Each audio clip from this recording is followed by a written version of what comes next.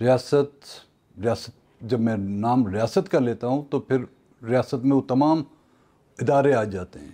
اس میں آپ کی پارلیمنٹ بھی آ جاتی ہے، اس میں آپ کی پولیٹیکل پارٹیاں بھی آ جاتی ہیں، اس کی سیاسی قیادت بھی آ جاتی ہے، اور اس میں آپ کی عدلیہ بھی شامل ہے، اور اس میں آپ کا میڈیا بھی شامل ہے. ان تمام کی نظر اندازی اور اس پر بلوچستان میں ہونے والے مظالم نے مجبور کیا، اور معاملات میں مداخلت، پولیٹیکل جو ہے وہ انٹرفیرنس، پولیٹیکل مینپولیشن جو ہو رہی ہے بلوچستان میں، پاکستان میں تو اب شروع ہوئی ہے جی. یہ 2 الیکشن میں ہم نے سنا تھا، لیکن بلوچستان میں تو روز اول سے ہوتی آ رہی ہے.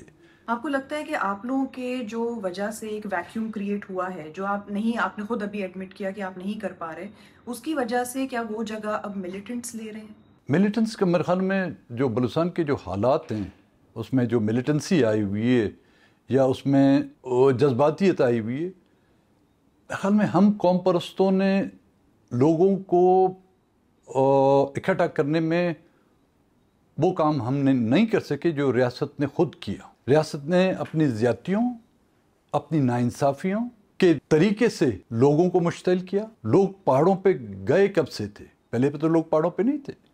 یہاں پر 3 انسرجنسیاں جی ہوئی ہیں. ایک ایوب خان کے دور میں عام معافی کا اعلان کیا گیا، لوگ آئے، انہوں نے مین ایکسٹریم پولیٹکس میں، وہ جو لوگ پہاڑوں پہ تھے انہوں نے مین ایکسٹریم پولیٹکس میں حصہ لے کر 1970 کے الیکشن میں انہوں نے کامیابی حاصل کی، اور جس کی بدولت آپ کی پہلی بلوچستان کی حکومت تشکیل دی گئی.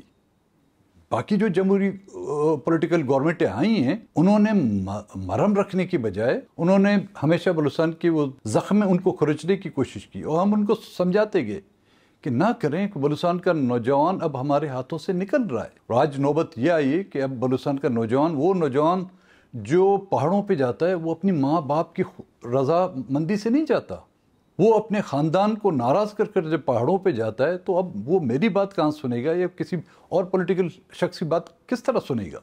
وہ تو جان ہتھیلی پہ رکھ کے وہاں پہ گیا ہے. تو اب بات ہمارے ہاتھوں سے بھی نکل چکی ہے. آپ کے مطابق کیا 3 بڑے مسائل ہیں بلوچستان کے، اور ان کا کیا کوئی حل ہے؟ بلوچستان کو اس ملک کا ایک صوبہ تسلیم کیا جائے. اس وقت تو 75 سالوں سے بلوچستان کو ایک کالونی کے طور پر چلا رہا ہے. پاکستان کی ریاست بھی بلوچستان کے لوگوں سے اس کو انٹرسٹ نہیں ہے. ان کو بلوچستان کے وسائل، چاہے اس میں سوئی گیس ہو، چاہے اس میں ریکوڈیک ہو، چاہے اس میں سندک ہو، یا بلوچستان کا سائل جس کی بنیاد بنا کر انہیں سی پیک لائے، اور اس سی پیک سے بلوچستان کو کیا فائدہ ہوا، تو بلوچستان کو کالونی نہیں سمجھا جاتا. اور جس کی بدولت جب بلوچستان کے لوگوں نے آواز اٹھائی، ان کی آواز کو دبانے کے لیے انہوں نے ملٹری آپریشن کیے.